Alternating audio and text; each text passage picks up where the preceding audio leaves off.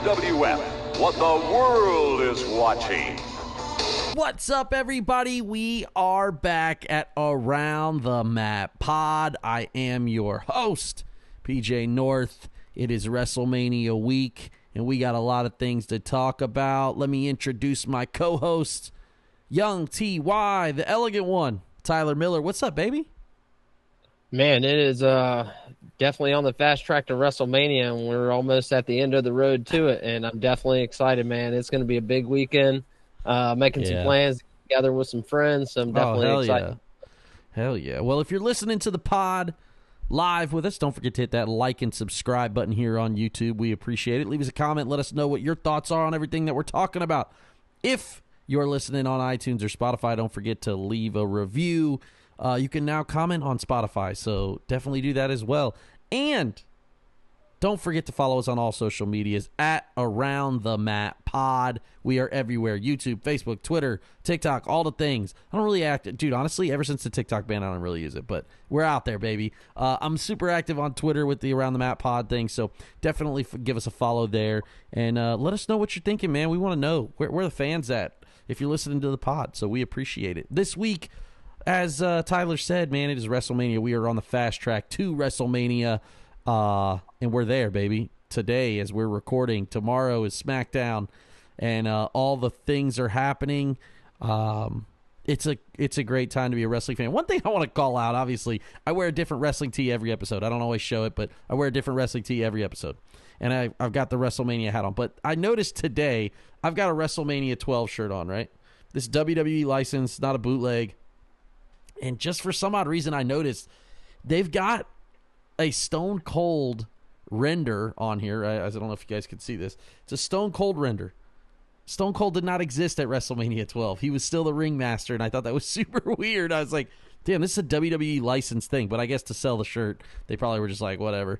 I don't know. I think my sister got this for me, or I bought it at Myers or Kroger or Walmart. One of the supermarket places like that has like stuff. Sometimes they have WWE stuff. So, yeah, super weird. I don't know, man. What are you rocking today? You got a wrestling tee on or what? Yeah, we got the it's a WrestleMania shirt from this year. Okay. I kept seeing it advertised on Facebook, Instagram, and the colors just pop on it super hard. Dude, they're super sick. Did you see the there's a lot of cool, I'll be honest with you, man, WWE trying really hard.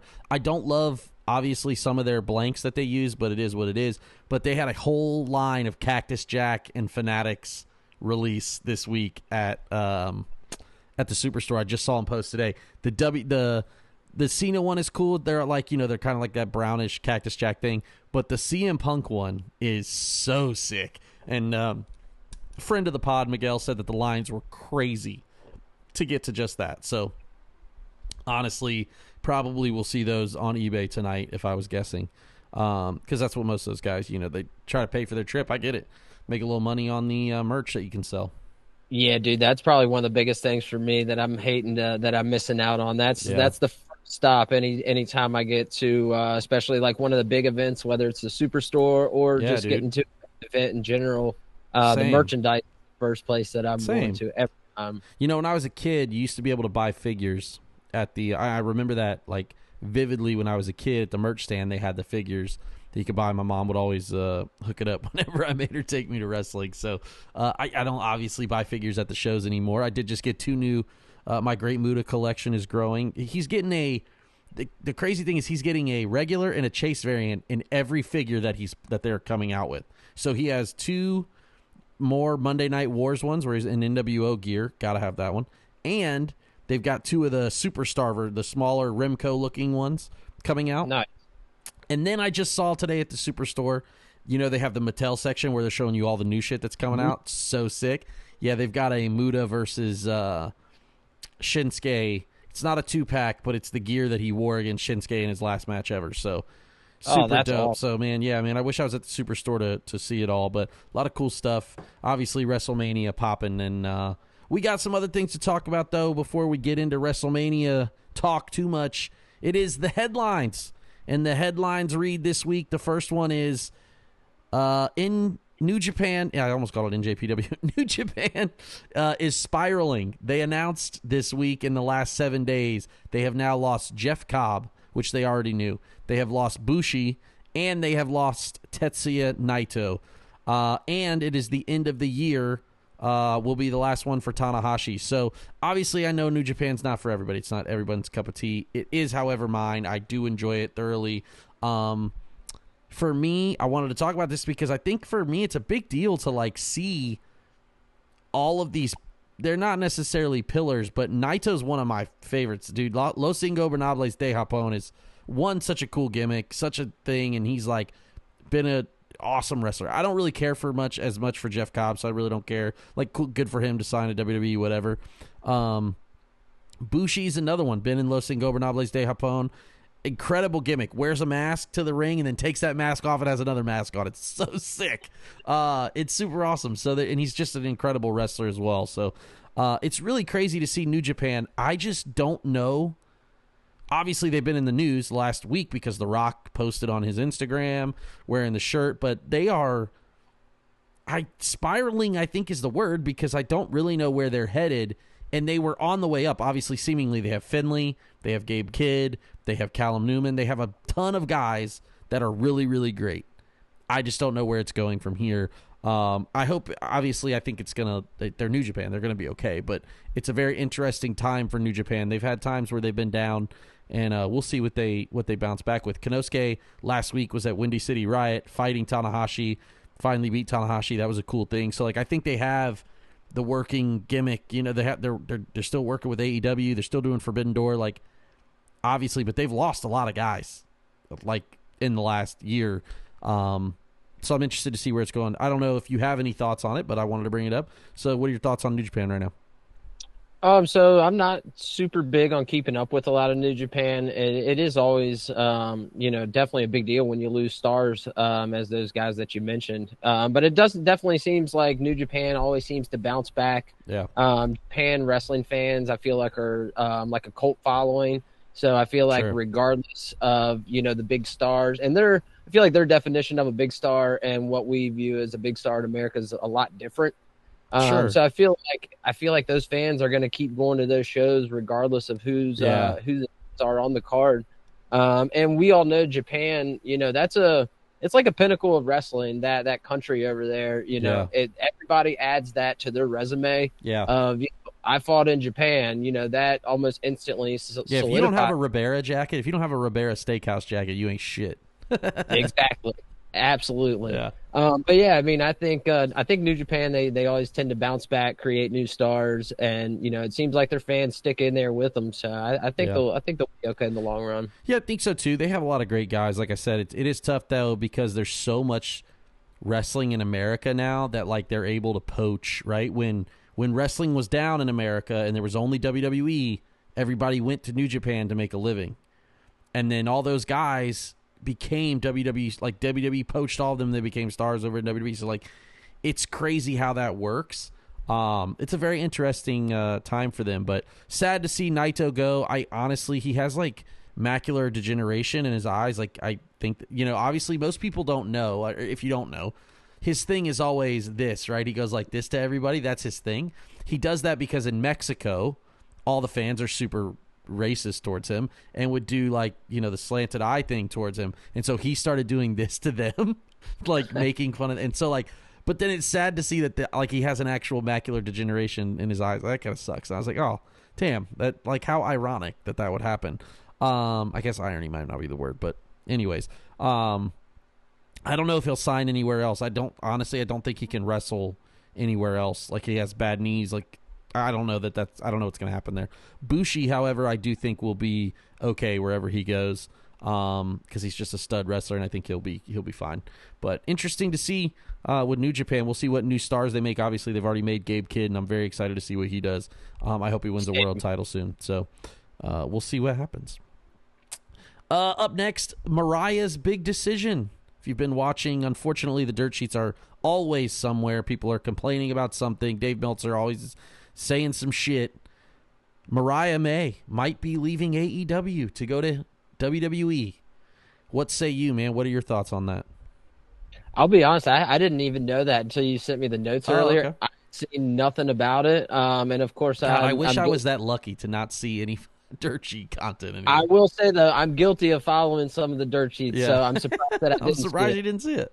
Yeah, well, the funny enough, as soon as you sent it to me, it's like the algorithm, Yeah, they knew they popped. Exactly. But I was like, man, this really sucks. I'm really think she was really starting to find her place in AEW. Really kind of show out as a big star for the women's division there. Yeah. One of the key highlights for AEW within the past year for me. But I'm hoping she doesn't go to WWE and kind of get lost in the shuffle. Not to kind of stereotype or anything, but you got two blondes and Charlotte and Tiffany, and I wouldn't want her to just kind of get mixed up in that. I don't know that there is a talker in WWE who can even hang with her remotely outside of Rhea. Like I would look. Here's the thing: I love Charlotte Flair, but she is not as good on the mic as she portrays herself to be. I don't think Tiffany's as good on the mic as she portrays to be. A lot of the other ones are super awkward. It's not good television, right? In AEW, they get to actually be the pre-tapes they do, all the stuff they do. I just think, like, obviously she's had a dream of being she's a huge WWE fan. She is a wrestling fan. That's how she got to do it. She just happens to be better than most that come up and become wrestlers, right?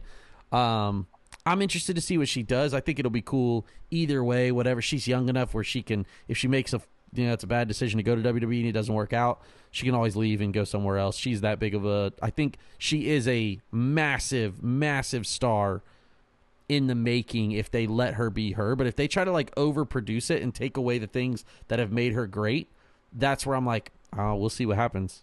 You know what I mean? I don't know, obviously, how that all works, but more power to her. We'll see.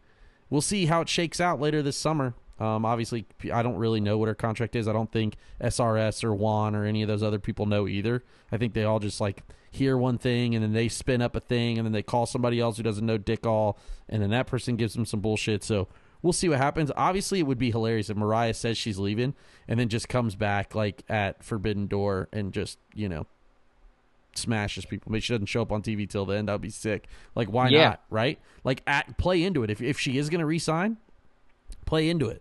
Just be like, she's not coming back. She's leaving. She can remove AEW from her bio. All the shit, right?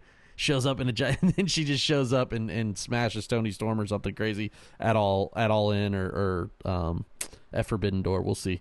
But yeah, man. And I think it might be her also kind of knowing her value a little bit as well and really exploring those options. And a few years ago, wrestlers didn't get that. You had one show in town, and that was it. So it could just be her and contract talks. Yeah, and that's okay too. Like, get the bag, secure the bag, whatever it takes. I'm with that too. We'll see. I think that's happening a lot in pro wrestling with that right now because you have leverage as a wrestler now. If you're not a top guy, right? If you're not Cody or Punk or Seth, like, you have all the leverage in the world to be like, I'll just go somewhere else and get paid way more money to do whatever. You know what I mean? So, yeah, absolutely. Also, shout out to Jeff Miller hanging out in the chat with us. Thank you. He had a big week last week, but he fumbled the ball at Jeopardy, so tough break. He's still better than Tyler, unfortunately. 1 year at a time, though. He was fumbling 1 year at a time. That's it.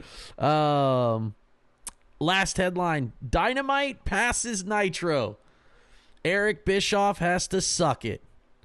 He had to buck up and say, hey, man, it takes a lot. There was some digs in his comment. Obviously, I think he was kind of shooting at Tony, like, spend his money to do his thing. It's like, yeah, dude, he is spending money, whatever. And it's like, good thing he is. Great, because he managed to do it, and TNT and Turner Sports is paying him to do it. So good for Tony Khan. And not only did they surpass Nitro, but they may have put on the best wrestling on TV of all time consistently. What an incredible night of just unbelievable matches. I thought the Athena thing in Monet was going to be way later. I'm actually glad the way they did the finish because it was almost like she was holding her tights. I thought that was really, really great. Obviously, Konosuke and Ospreay may be the best TV match of all time. I've watched a lot of TV wrestling. I feel like there's a lot of good ones. Michaels and Cena from London.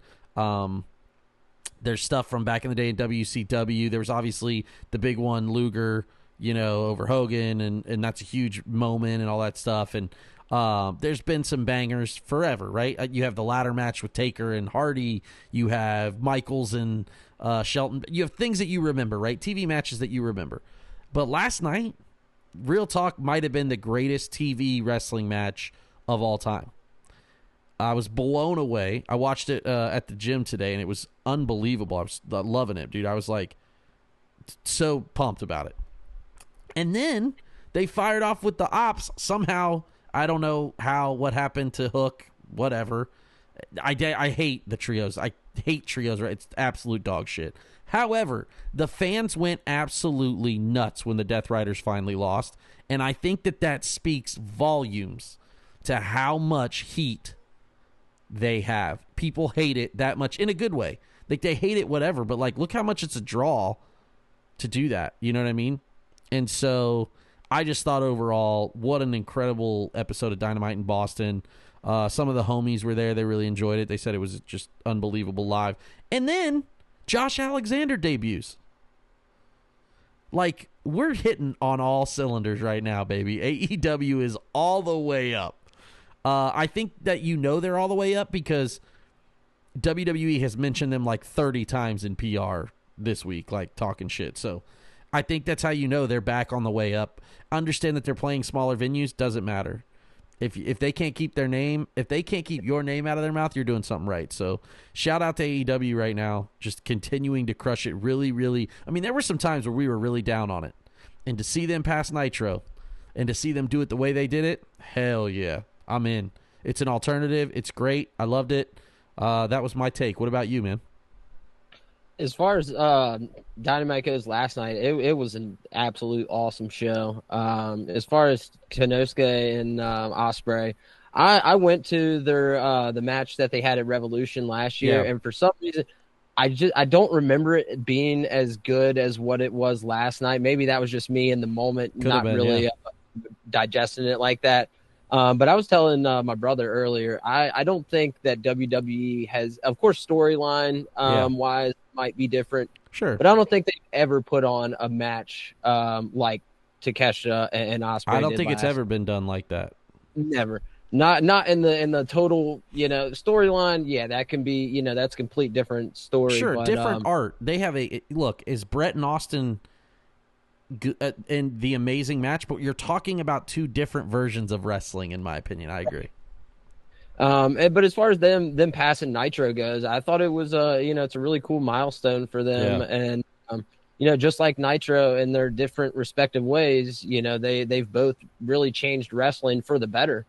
They both of them have changed the game, forever, hopefully, and I couldn't be any happier for AEW. Like you said, they're firing on all cylinders, picking up, new talent. Josh Alexander, that's going to be awesome. Him joining the show every week. But I'm just excited to see where they keep going from here. Yeah, I think that's the thing, man. I was the new Callis family, adding Alexander to it too, was cool. I saw that they were calling him Proto Sheeta with Fletcher and Konosuke, and I was like, damn, I'm making a shirt that says Proto Sheeta. I started working on that design today because I think that's so sick. Yeah, man, I just think it's I thought Athena versus Monet was really incredible. I love that they gave an ode to the NXT spot where they broke the screen, where Monet and Bailey broke the screen. I thought that was really cool. I enjoyed that. And as far as the venue last night, man, if they could run that show and that venue like every single week, they're running it tonight. We're actually, if you're not listening to us, maybe you watched Collisions live tonight, same building. And the crowd, I mean, man, that was a hot crowd too. It sounded great. Shout out to Porzingis who was there, and Tuukka Rask. Some of the Boston greats were in the building. It's crazy. For sure. Yeah. Super awesome. It's great. Their relationship with Turner is awesome because I'm sure that's why Porzingis was there. I don't know if Porzingis is a huge wrestling fan, but obviously the NBA playoffs are getting ready to start. So Porzingis, being there, and Tuukka Rask because hockey playoffs are getting ready to start. So really cool. Just overall, I just, like I said, I really enjoyed the whole presentation. I thought Don Callis on commentary is always as good, and I think Tony Schiavone's really getting back to being one of the best. I really there were some times where I was like, I don't know if he's interested, but it seems like right now he's really into it. They did a great job, and obviously no Taz helps. So, man, I know I've said it before, but I am kind of getting kind of tired of Excalibur. I think he needs to go away for a little bit. Yeah. I don't know why. I don't know whether if it's, I thought last night he did a great job, but I get what you're saying. I feel like it would benefit him, or I don't know, maybe just me. Maybe go away for a little while. Go away for a few weeks, maybe bring him back at a big pay-per-view event and kind of introduce him back in that way. I definitely think WWE did that a lot. They used to rotate. Everybody thinks of JR and King like they worked together for 90 years straight. Nah, dude, they used to send King away. They used to send JR away. Like, they mixed and matched a lot of people a lot of time, okay? So I agree. They could use a mix-up. And I think that's why they do that with the pay-per-view. But I think that they definitely need a new lead guy. That might help a little, like you're saying. That maybe that's the thing. Ian Riccoboni does Collision, right? And he's incredible. Maybe give him a chance to do a lot of that stuff, too. I don't know. There is they have a plethora of talent over there, so they'll maybe they will mix it up. We'll see what happens. I actually like Excalibur, but I can see what you're saying to mix it up a little. All right, man. The headlines they have read. We're not going to get into some of the other headlines again. There's a lot of things that came out today. We're going to skip right over Triple H and Roman Reigns and all that shit.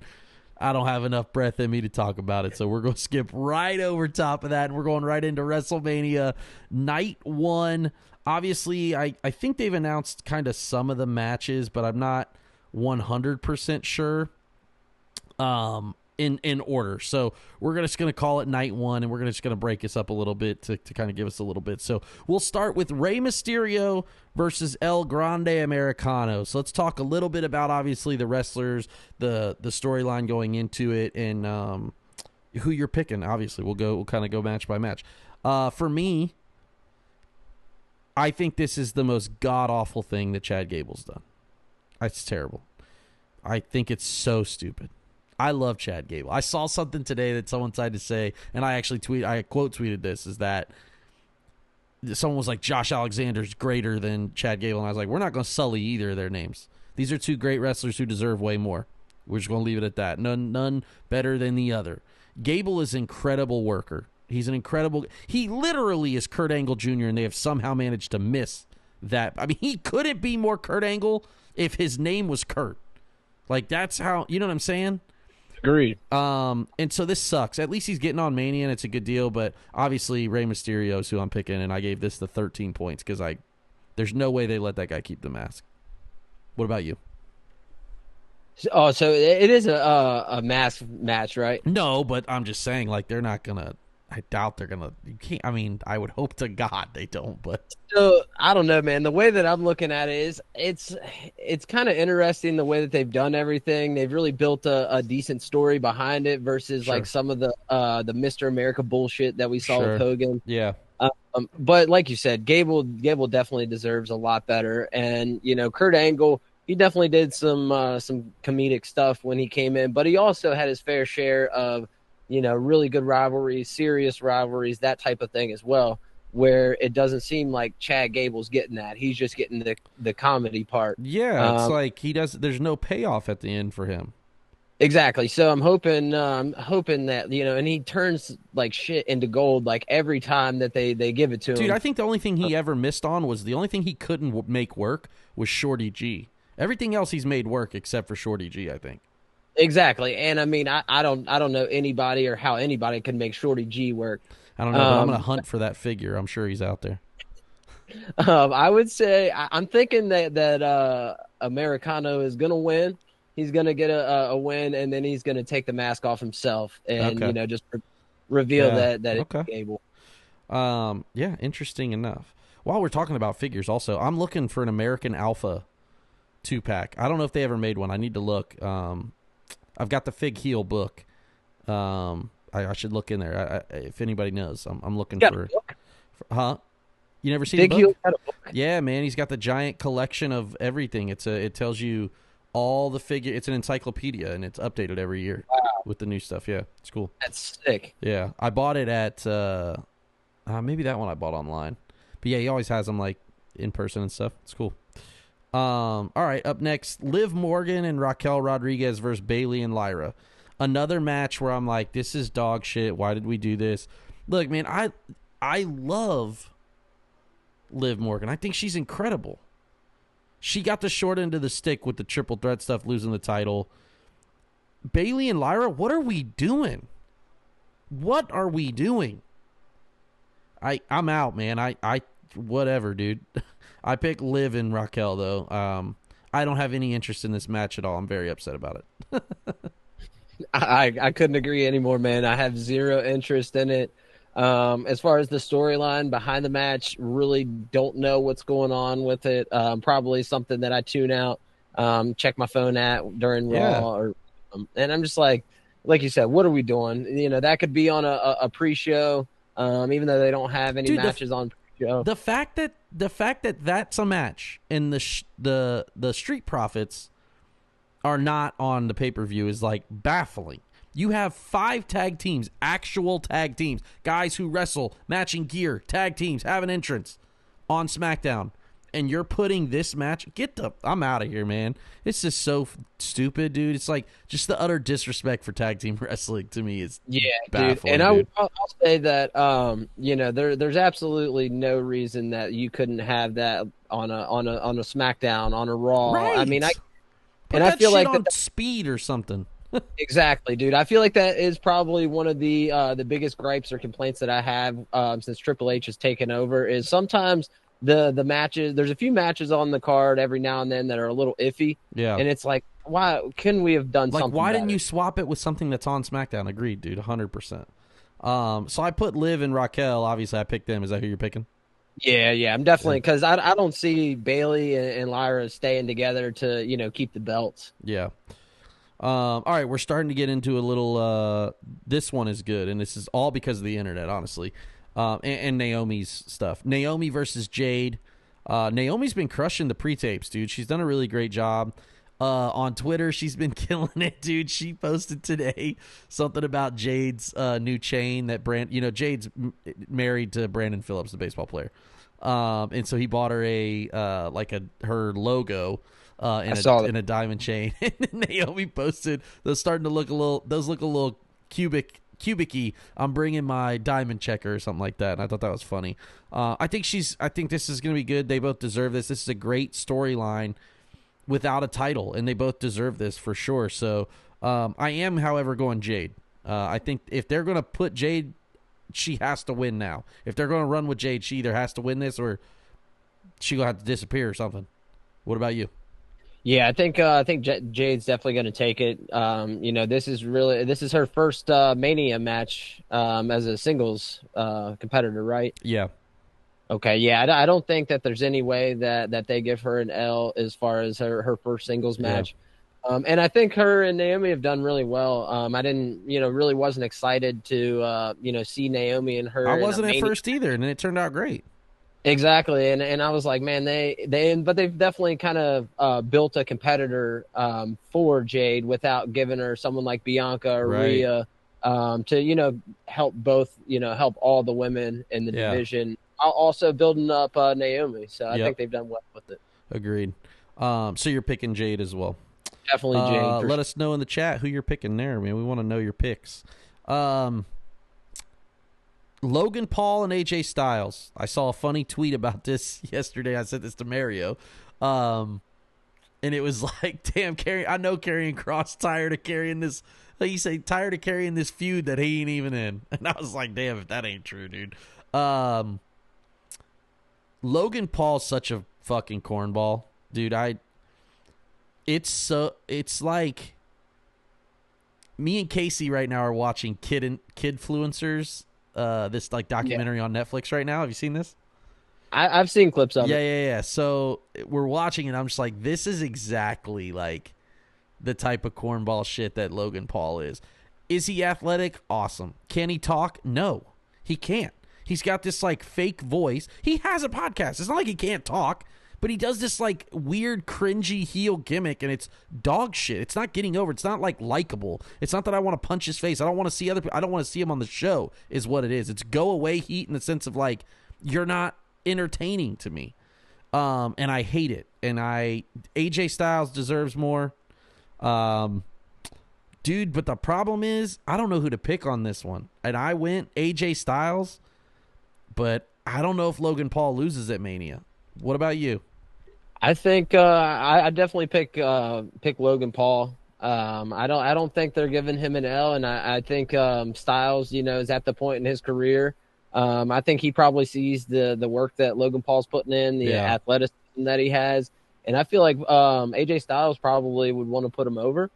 But I agree with a lot of what you said. He definitely has that fake voice about him.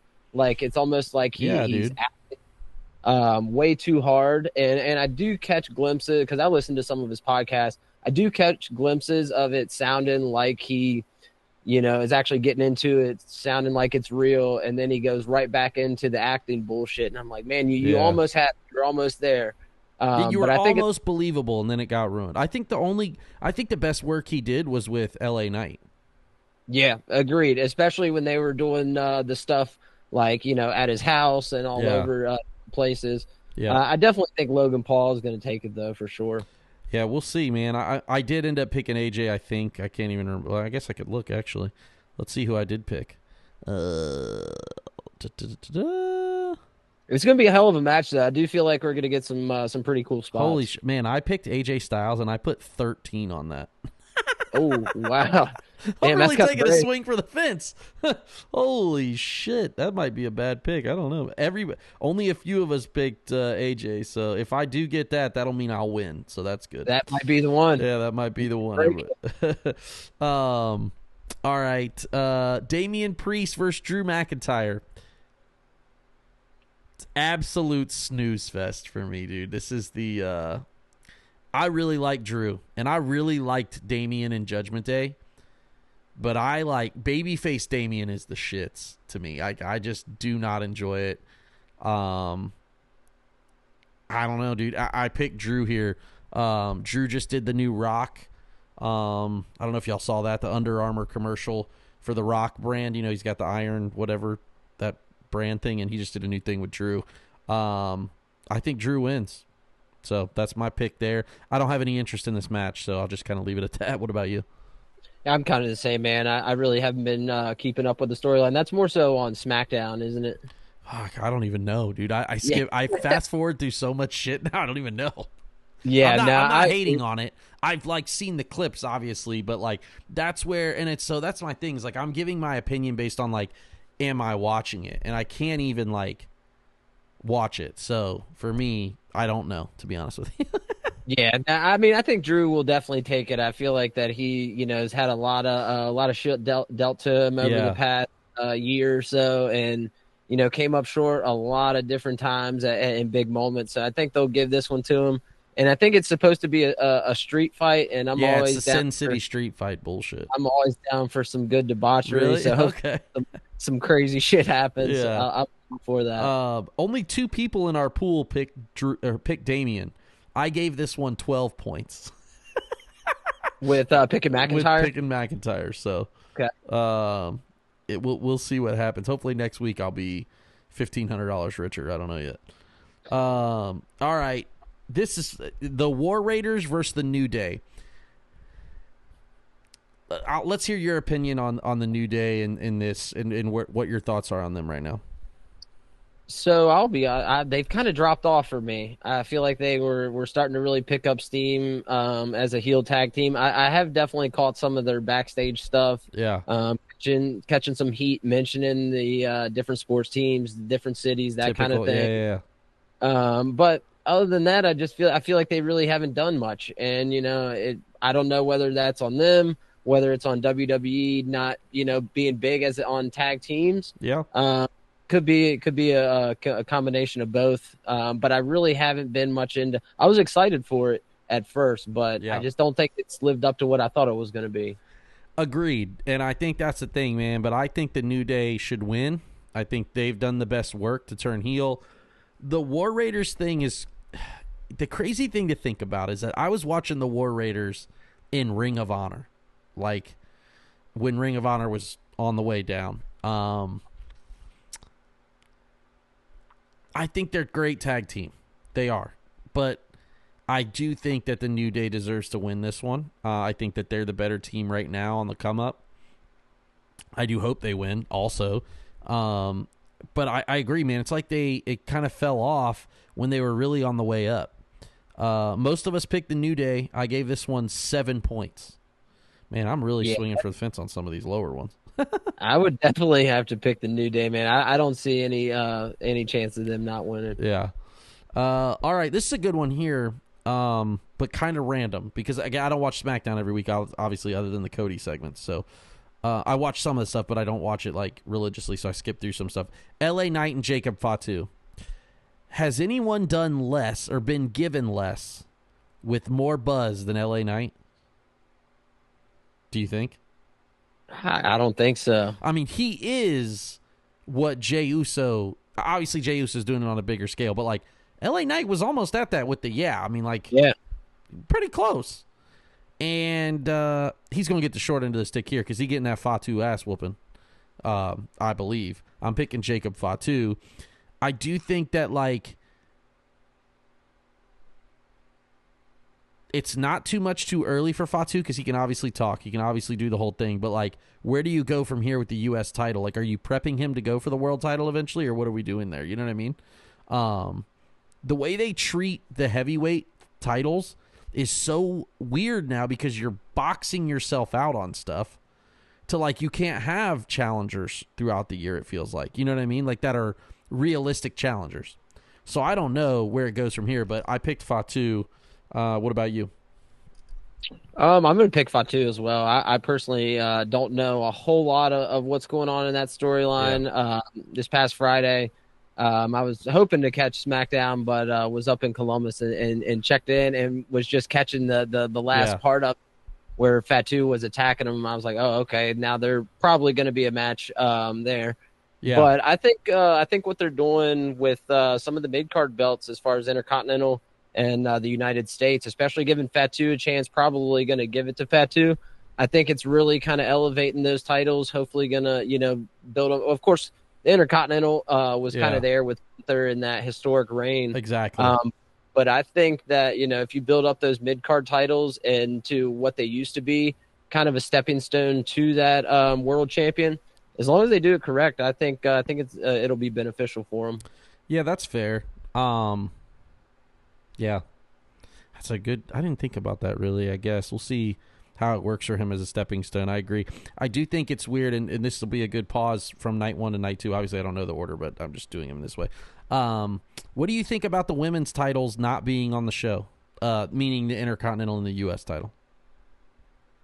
Honestly, man, I think it's kind of similar to AEW. I think they're brought in too many titles, and you've only got so many match slots to fill. Yep. And if they're not involved in a storyline at that point in time, you really can't fault them for trying to throw something together just to have a title match on the card. Sure. You take like Jade and Naomi. Of course, there's no title there, but there's heat there. There's a storyline. And it definitely means much more than some random thrown together, women's Intercontinental title match or something like that. That's fair. That's a good point. I guess I think they have too many titles now too. They're just starting to add shit all the time everywhere. I just saw that Sol Ruka won the Speed title, and I'm like, isn't she on NXT now? You're forcing her to go out there and she's got to wrestle the Speed belt. Like that's the shits. I don't know how much it's gonna last with that, but before we also go into night 2, do you have any thoughts on NXT? Are you gonna watch Stand and Deliver? Yeah, I'll probably definitely take a look at it. I'm typically haven't watched a whole lot of the NXT pay-per-views over the years, but I mean they've been killing it lately within the past year to 6 months. Their show is really good, man. It's like it's got a good collection of just like incredible wrestling and then just like outlandish backstage segments, and you're just like, all right, cool. Super like old school WWE feel mixed with like old school WCW feel, where like you have these incredible matches and you also just have these outlandish gimmicks an idea. It's like it's a really cool view of how they're building stars down there. So I'm interested to see how Stand and Deliver goes. They got a 4-way for the title, and I think Ricky Starks is facing Paige maybe for the title there. I think it's Oba Femi, Trick Williams, Javon Evans, and somebody else in the main event of NXT too, the men's title. So a lot of stuff going on there, obviously. And then you got Julia and Steph Vakur and all that stuff. So NXT should be good too, man. That's early though. It's like 11 a.m. my time, I think. Or is that Friday? Saturday morning before Mania. Yeah. So we've done NXT at the last 3 Manias. It's a lot to go there and then leave the venue, go back, and it's a lot going on, dude. If you got to be like committed to the WWE that day, like you ain't doing shit else, which makes sense. It is what it is. But felt like that was a good stopping point. Before we go into the second set of matches, also, how was Roosters? Dude, that was some of the best chicken wings I've ever had in my entire life. And like I've mentioned before, I'm a merchandise fanatic, and this guy had on this tie-dyed Ohio State Roosters shirt. Yeah. And dude, like I want to buy this shit off of this guy's back. And I was looking to see if I could buy them, man, but they were nowhere for sale. Nowhere to be found, it was an awesome restaurant. I definitely appreciate the recommendation. Yeah, man. I'm glad you got to see to go there and check it out. Dude, they were like on life support when I lived in Columbus still. But they had like still the best food. There was one down the street from where I lived. And then like they had this huge influx. And next thing I know, they started sponsoring Ohio State stuff. And then they like honestly blew back up and expanded. We'll see if we can find you that tie-dye t-shirt. I'll see what I can find for you. Yeah, I'll ask around to the homies. Appreciate that. Yeah, we went to the one in Pickerington, and dude, like we couldn't even in Pickerington. That's a far way out from Ohio. That's where we actually stayed at. Okay. Did y'all do Airbnb or a hotel? We did a hotel. Okay. But dude, you could barely get it in the place, man. It was so packed. Yeah, dude. Pickerington is it's a pretty cool suburb. One of my best friends lives there in Pickerington still.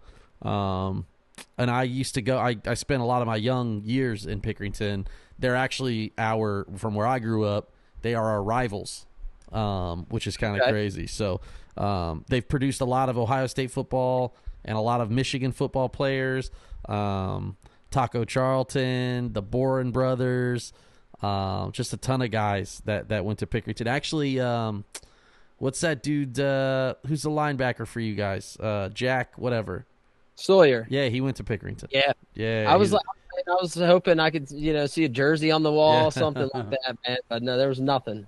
Yeah, it's a small world. Well, I'm glad you enjoyed Ohio State. Got to see the spring game. Julian Sayin, right? He's the guy. Was he showing out quarterback? He was, man. He's got a quick arm, so I'm hoping he'll be the guy for us this year. Can't wait to watch you guys lose 6 games this year. We'll see what happens. All right, we're back into it, night 2 here. The next match we'll talk about here is the 4-way IC title match. Braun Breaker, Dom Mysterio, Penta, and Finn Balor. I'll be honest with you, man. I was very upset that Dom and Finn weren't fighting for Power of Judgment Day at Mania. I do believe that should have been the match, because I don't know if either of them even have a chance in the match to win at that point. Like, because you know what I mean? Like, they're obviously going to be beefing. And so, like, Finn also, his new merch he's got and his new intro screen was sick. The 10 years of Finn Balor stuff. He's always, like, his creative stuff is super sick. He's always had good merch. And so I'd love to see Finn, like, get another run because he's really done an exceptional job with every shit thing that he's, been given. But I picked Penta here, man. If I could have gave it 20 points, I would have gave it to 20. I just don't see them not letting Penta win here in a ladder match. What about you? Not a ladder match, but a fatal 4-way. I wish it was a ladder match. That would have been sick. Yeah, that would be very sick. And I was really hoping that they, would have done that because that's kind of almost like a staple now to do like a multi-man match at Mania. Yeah. But I don't know. I think that Braun Breaker's going to take it and retain the title. Okay. I do think that I honestly think this match is more so to potentially further the Dom and Finn Balor storyline. I think that Dom is going to end up costing Finn, screwing him over somehow, and then of course that'll lead into their one-on-one feud. But I think Braun's going to take it. I just don't think Dom gets the respect that he deserves, because that dude's been carrying and done a lot of cool shit in the last 3 years, man. Just has grown into such like a big part of the roster. You know what I mean? So I really love that for him. I picked Penta. I gave it 10 points, so we'll see how it goes this year. All right, women's match for the women's world title: Bianca, Rhea, and Io. This is probably the most random picks in here. I think we've got some Rheas. I pick Rhea. Oh, I might be the only one who picked Rhea. Oh, shit. Whoops. I might be in trouble there. I picked Rhea here, but I'm excited about this match for 2 reasons. One, I think it's going to be a great wrestling match. I think it's going to be really, really good stuff. 2, I'm interested to see why they decided to do this. I'm like super interested to be like, what was the reasoning behind this? Because I do think some storyline thing will come out of it. I just don't know what that storyline is. Like, maybe Jade comes out and costs Bianca after she beats Naomi, and then Jade comes out and costs Bianca, because she's also like, hey, don't forget, I know that you played a part in it too, or some shit. You know, I don't know. I'm interested to see what they do, because I don't really know where it goes from here. But yeah, I pick Rhea. I think I'm gonna take Bianca on this. I really there's a lot of Bianca picks in here. I really don't know what their plan is with this. I do think that Bianca is going to end up pinning Io for the title, and then maybe even going up against Rhea as like a one-on-one feud, or somehow potentially bring Jade into the picture somehow, and then give them a title match feud. I really don't know where they're going to go, but I do think Bianca probably going to take it. Yeah, I think it should be. Also, we've been seeing pictures of Kairi Sane, who's looking yoked, like swole, dude, massive arm. Like she looks like she's bench pressing cats now. So she might get involved or something. I don't know. I'm interested. And I forget, Asuka's obviously gone for I think a year, so I don't think she'll be back for a little while. But there's just so many places to go with the EO and damage control and all that stuff. So I don't know. I did pick Rhea. I'm the only person in the group to pick Rhea, so that might have been a mistake. We'll see what happens. That might cost me. It could be another winner, man. Yeah. Tiffany Stratton versus Charlotte Flair. I thought this was going to be a really good feud. I like the stuff that they've done. I thought last week was way better on SmackDown when they were separating them, right, and doing the whole thing and all that stuff. I thought that was way better than, obviously, it was night and day versus what they did the week before with that bullshit. But or 2 weeks ago. I'm picked Tiffany Stratton here, man. I'm excited about this match too, because I think they're both super athletic. I do hope that they aren't super awkward in the ring with each other. Like, I hope that they can carry the match and it doesn't look super, because I don't think the super weird matches are fun for the women's. Like when they're not gelling together, it's not fun. Yeah, and you can tell. I feel like you can tell a lot easier too when they're not working as well. And not dancing together. Right, going out there looking like Buff Bagwell. Exactly. Who are you picking in this one? I think Tiffany. I think Tiffany's going to go over. She's been really hot as the champion. She was really hot before she had the champion, even as the Money in the Bank. Yeah. Of course, Charlotte. She can definitely afford the loss. Really don't see another reason to put a title on her right now. You're building Tiffany up, so why not keep the train rolling? Yeah, that's fair. Okay. Yeah, we'll see what happens there. All right, this is the I want to get your opinion on this. You win the Royal Rumble, you're supposed to headline WrestleMania. Am I right? You're supposed to headline it? Jey Uso is not headlining WrestleMania. He is curtain jerking WrestleMania. I'm not knocking it. It's WrestleMania. It is what it is. But why did he win the Rumble? Like, why not do the Cody Cena thing at Rumble? The bigger pay-per-view. Why do that at Chamber? Why not have Jay? I don't know. There's a bunch of conspiracy theories online. Have you seen, The Rock said, I'm always 20 steps ahead, and then Jey Uso came out at number 20, and then Jey Uso won, and then there's all types of crazy shit, right? But this match just is obviously Gunther's carrying it, because Jay is an entrance. I like Jay, but he's an entrance right now. And I think that they've done a great job together, though. They've done a good job against each other on the mic, and it's interesting. And Gunther beating up Jim. I do think Jimmy comes back and costs Gunther, and I think that Jay does win the world title. Although I love Gunther as champ, but I do think Jey Uso wins. What about you? So to kind of touch on the main event thing, kind of like I brought up a few weeks before, it would be like, say a big main event in UFC. Conor McGregor's not going on if he's the main event, he's not going on first. So correct. At that point, why label it as, if you're going to continue to stick these Royal Rumble winners anywhere throughout the card, just say you get a title match at WrestleMania. Yep. Not you main event WrestleMania, you get a title match, and then, at that point, you're free to stick them anywhere throughout the card, and everybody's happy and all's well. But I think definitely Jay's going to win it. I really don't see them not putting the title on Jay. Sure. Everybody knows if it's hot, you got to get it while it's hot, and if not, it can cool down real fast. Yes, ask Sami Zayn. Exactly, and I mean even like Kofi. Yeah. He kind of went through something similar, and I don't know if it was beneficial or it hurt them. For the build up to Mania being so long compared to what it used to be. Sure, that extra 2 weeks, yeah.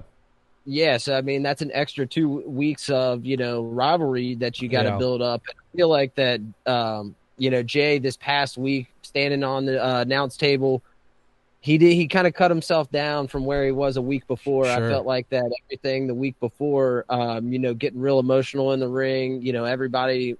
Felt like it was a real promo coming from the heart. Yeah. And then he kind of just got back to that same old simple Jey Uso bullshit, talking on the top of the announce table. And I feel like that kind of cut him down a little bit. Sure. Whereas Gunther, he's just been killing it every single week. Yeah, I haven't seen Gunther miss yet. I think he does a great job. I think we're going to see Kaiser come out, and I think we're going to see Jimmy come out. I think it's going to be a whole spiel of things, and we'll see how it goes. But I'm interested. I like that take. I like where your head's at, because I think that's the thing. We're just kind of it's not a main event. It just isn't, and so that's that. And I feel like it possibly, people could have looked at it differently as, you have Cena in there as one of the last people in the Rumble, and also Jey Uso, and now Cena's actually the one that's main event in WrestleMania. Not the one that won exactly. So that's where I have a hard time with that, but we'll see. All right, the next one up, it's triple threat. Unfortunately, it's a triple threat. We could have left the one guy out, but whatever. It's Roman Reigns, CM Punk, Seth Rollins. Winner gets a night with Paul Heyman. What about you, man? What's your thoughts on the whole match, and who are you picking? Man, I really do feel like at the beginning, I feel like Roman Reigns, as you said, could have been left out of it, but I feel like they've done a really good job of tying him in. Really, I guess tying him in with Paul Heyman, it really has nothing to do with him. More so all to do with Paul Heyman. But I think they've tied it in really well, really built a good story out of it. And I think what's going to happen is, I think Paul Heyman screws both Roman and CM Punk, and he leaves with Rollins, and Rollins takes it. That would be sick. I can't believe I'm saying this, but I picked Roman Reigns. Oh, my God. Hell hath frozen over. But I am about my winning as opposed to my hatred for Roman. I think the storyline's been great. But I'm sitting here to tell everybody, and I'll say it again. If you think Roman Reigns is the reason that this match is full of stars, you are absolutely out of your mind. He cannot care. Without Paul Heyman, he's not even in this match. That's how little he matters. I'm sorry. If you don't, I understand that I don't like him, and I'm not knocking his 4-year run as champion. I'm not. But if Paul Heyman's not involved, he's not in this match. So I'm just saying, he's not the reason this is a main event. All that being said, I think that they want Roman on top because he's a needle mover and a star. So I think he's going to win. I do think that CM Punk and Rollins continue to fight maybe one more time, maybe at SummerSlam, or CM Punk versus Roman at SummerSlam. Something like that. We'll see what happens because we know Roman ain't working that much more than that. I saw that today it was announced, he's like, oh, I'm going to wrestle 2 more years or whatever. It's like, damn, imagine getting to retire after 8 more matches. I mean, he don't work. I'm just saying, like, It doesn't work. So, I picked Roman Reigns. Can't believe I picked that idiot, but here we are. Well, I feel like it could possibly be bad for him if Punk or if Heyman does end up going with Rollins because he's really Heyman's been his mouthpiece for. That's what I'm saying. Like, you're talking like Roman's going to work himself. Get out of here with that bullshit. Yeah. He can't work by himself. We saw what happened when he was working by himself as the big dog. So it might be a verse 2. Hard pass, my guy. Yeah. All right, man. It's time for the big one. It's John Cena versus Cody Rhodes. It is John Cena's last WrestleMania as an active wrestler. Cody Rhodes has now surpassed 1 year as World WWE Universal Champion, whatever you want to call it. WWE Champion. I picked John Cena. Obviously, I'm a huge Cody fan. I want Cody to win to a certain extent, right? I like his run as champion. I think he's the best. He is the biggest star in wrestling, and everybody can argue with me about that, but nobody's selling merch like Cody Rhodes. Nobody's woeing like Cody Rhodes. Nobody's singing fucking Roman Reigns' music down, okay? Cody Rhodes is the guy. He is the quarterback, as he stated. But I do think John Cena beats Ric Flair's record. And I think he deserves it because he's John Cena, man. Look at what he's done for the business. I do, however, wish that he came out. I wish he would do something a little different for this one, right? Like, I don't know, gimmick or outfit wise, and also I do wish there was something a little. I hope it's something different.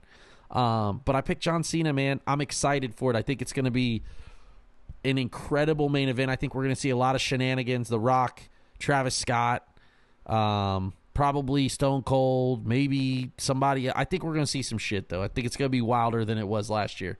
And so I'm excited, man. WrestleMania 41 in Las Vegas is about to pop. And I picked John Cena. What about you?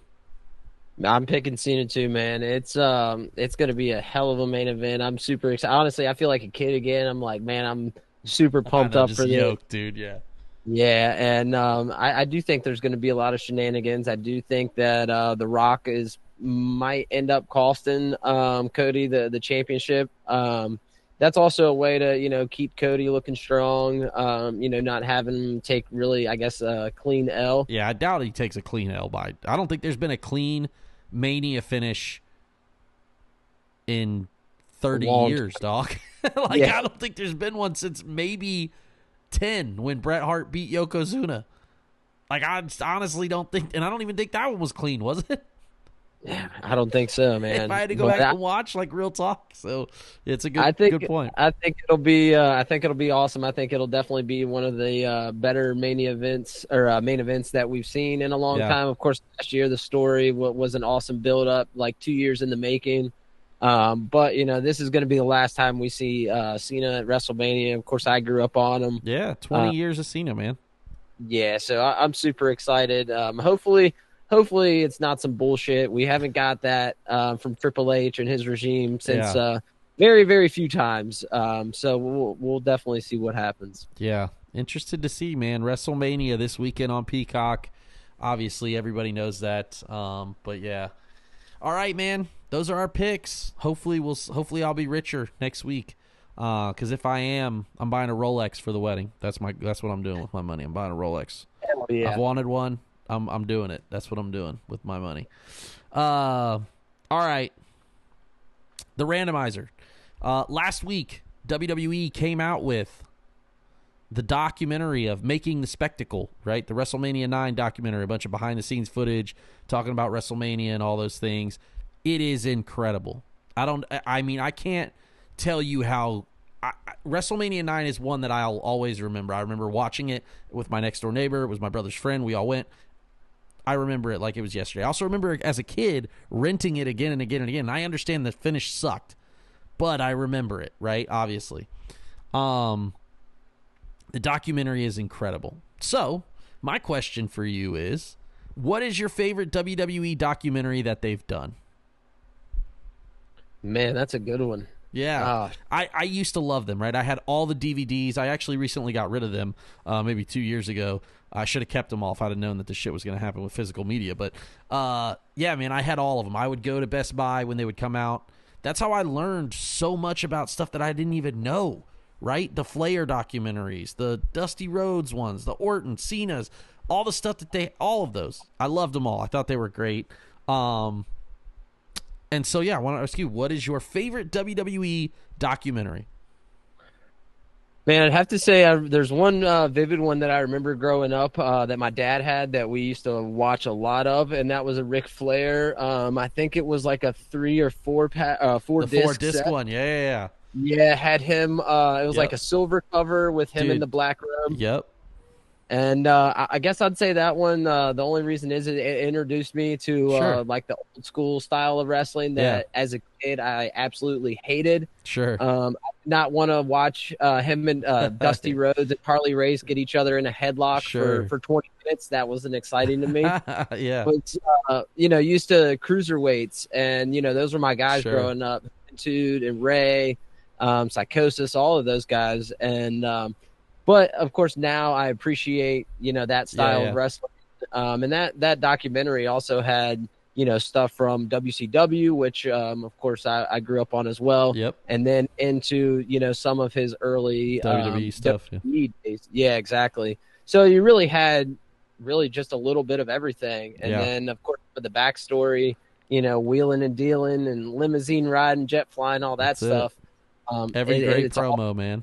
My entrance, my intro, I don't know if I've probably mentioned this on the pod before, but my intro track to my live show with the band, whenever we would play, was a bunch of Ric Flair clips. And then at the end, it's like it or learn to love it, because it's the best thing going today. And then right into the song, man. I was always obviously a huge Ric Flair fan. So yeah, that documentary was awesome too, because there's stuff in there that obviously I didn't know about. Pretty cool that you watched it with your dad as well. That's kind of fun. I would say mine is either the rise and fall of ECW or the WCW one that they did. I don't know what they call the WCW, basically. That one, like their rise and fall of WCW. Those two for me. And then also the Dusty Rhodes one, man, had a huge impact on my life. I love Dusty Rhodes, which is why I'm such a huge Cody fan. And so all that footage and seeing all that stuff about Florida Championship Wrestling, and then how he moved over to, he moved to NWA with JCP and all that stuff, and him winning the world title from Flair, and just the cool shit. What a promo Dusty was, man. Like, some of the stuff he used to say was completely crazy to listen to in the year 2025, but it's like, man, that's some good shit. Yeah, he's awesome, man. I follow No Context Dusty and No Context Flair. Do you follow those? Yeah, they're hilarious, right? All that stuff. But yeah, man, those documentaries, WWE, I will say that's the great thing, man, is that nostalgia for wrestling is always real. Nostalgia is a thing, and so like they can live on that forever. They could never do another live show and still be fine forever, right? That their history is forever. So yeah, I thought that was a cool one. So if you haven't checked out any of those documentaries, but especially the WrestleMania one, have you watched it yet? I have not. I've definitely seen clips of it, but I definitely said it's on do not do anything else tonight. Watch it. It is. I watched it the night it came out. It was unbelievable. It's literally it is a 10 out of 10 documentary for them. It's unbelievable, and stuff that people there that you've never heard of, you get to meet. It's unbelievable because they talk all about it. It's really, really cool. So shout out to WWE as well. I can't believe I'm putting WWE over that much, but it's WrestleMania, baby. All right, with that being said, man, we did it. We went around the mat. We talked all things wrestling. WrestleMania is this weekend. I cannot be more excited. The internet is abuzz. I'm sure Vegas is wild. We will talk this weekend. I'm sure I will be texting you throughout the show, man. But thank you for joining us. Another episode here. And thank you, Tyler, for joining us to making all the picks. If you're listening again, don't forget to hit that like and subscribe button. Follow us on all the socials. Until next week, when we go around the mat.